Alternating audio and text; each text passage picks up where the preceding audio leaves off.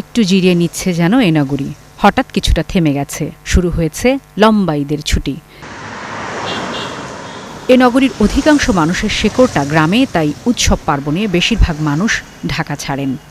কোলাহল থেমে যায়, কিন্তু যারা রাজধানীতে থেকে যান ঈদ উৎসব তাদের কাছে কেমন? মুসলিমরা যেটা মনে করি হচ্ছে সবার সাথে ভাগ করে নেওয়াটাই হচ্ছে আমাদের খুশি। সবার সাথে একসাথে মিলেমিশে আমরা যে উদযাপন করি ওইটাতেই আমাদের আনন্দ। আমাদের প্রথমত আত্মীয় স্বজন, গরিব দুঃখী এবং যার নেইবারহুড আছে সবাইকে মিলে আসলে এটাকে উদযাপন করা।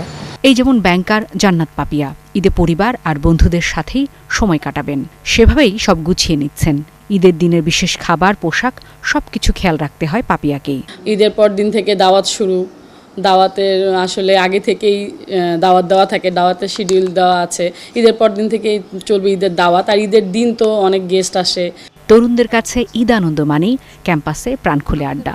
এই তরুণরা বন্ধ ক্যাম্পাসেই সময় কাটাবেন এই ঈদে।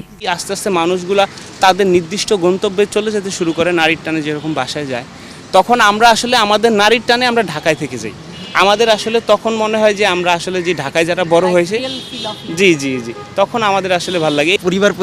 পরিজন, বন্ধুবান্ধব, আত্মীয় স্বজন সবাইকে নিয়ে আমরা যারা ঢাকায় আসছি আমরা একসাথে যে বেরোতে পারছি, যেটা আসলে সচরাচর হয় না। তবে ঈদ আনন্দের বড় অংশ জুড়েই থাকে কেনাকাটা, তাই মার্কেট আর শপিং মল কেন্দ্রিক জমজমাটেই নাগরিক ঈদ আনন্দ। চাঁদ রাত পর্যন্ত চলবে ঈদের কেনাকাটা।